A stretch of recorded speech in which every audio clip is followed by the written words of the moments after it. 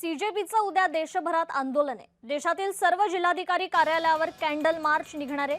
रविवारी संध्याकाळी 6 वाजता आंदोलनाला सुरुवात होणार आहे। अधिक अपडेट घेऊयात आपले प्रतिनिधी शुभम उमाळे यांच्याकडून। शुभम, खरं तर दिल्लीनंतर आता सीजेपीनं देशभरात आंदोलनाची हाक पुकारली आहे, काय अधिकची अपडेट? कृपा, खरं तर खूप मोठी बातमी आता सध्या येत आहे। सीजेपीच्या ट्विटर हँडलवरनं आता त्यांनी एक फोटो पोस्ट केलेला आहे। Nation wide call for candle March अशा पद्धतीने त्यांनी आता फोटो जो आहे तो ट्विट केलाय आणि कॉक्रोच जनता पार्टीने आता आवाहन केलेलं आहे की उद्या संध्याकाळी 6 वाजता संपूर्ण भारत देशात आंदोलन करायचं आहे। प्रत्येक जिल्ह्यात आता हे आंदोलन कॉक्रोच जनता पार्टी हे कुठेतरी आता ऍक्टिव्ह करत आहे आणि अशामध्येच उद्या संध्याकाळी 6 वाजता, उद्या रविवारचा दिवस आहे, रविवारी जे आहे लोक हे मोकळे देखील असतात अशा प्रकारच्या आंदोलनामध्ये सहभागी व्हायला।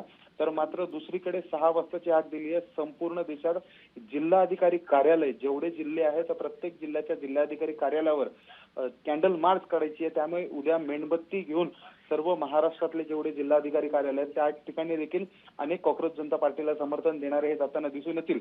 तर महाराष्ट्राबाहेर संपूर्ण देशात सगळ्या प्रत्येक राज्यात जे आहे अशाच पद्धतीचं चित्र उद्या संध्याकाळी 6 वाजता दिसेल।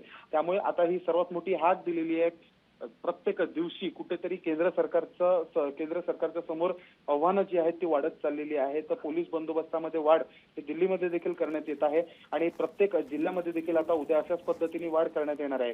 प्रामुख्याने दिल्लीमध्ये आता नेमकी परवानगी मिळते का, कुठे हे उद्या कॅन्डल मार्च होणार हे देखील पाहणं तेवढंच महत्त्वाचं असणार आहे। या कॅन्डल मार्च मध्ये स्वतः जितके हे देखील सहभागी होतील असे देखील आता समजून येत आहे। इतकंच नाही तर दिल्लीमध्ये कोणत्या ठिकाणी हा कॅन्डल मार्च काढण्यात येईल हे पाहणं आता महत्त्वाचं असेल। अगदीच शुभम, धन्यवाद आपण दिलेल्या या अपडेट संदर्भात।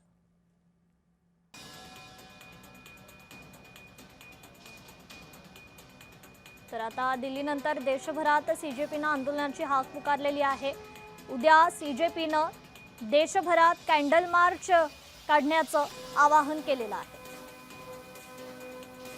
ही थेट दृश्य आपण पाहतोय, पाटण्यातील दगडफेकीची ही दृश्य आपण पाहतोय। पाटण्यात मोठ्या प्रमाणात आंदोलक आक्रमक झालेले आहेत आणि या ठिकाणी दगडफेक केली जाते। पोलिसांकडून या दगडफेक करणाऱ्यांची धरपकड देखील सुरू आहे।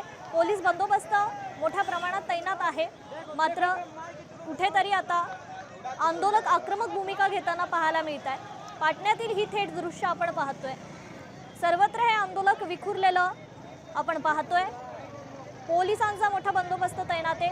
पोलिसांकडून या आंदोलकांची धरपकड देखील सुरू आहे। काही पोलीस आणि आंदोलकांमध्ये झटापट देखील झालेली आहे।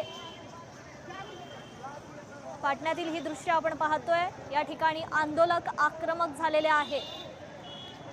पोलिसांकडून चोख सुरक्षा व्यवस्था तैनात करण्यात आलेली आहे।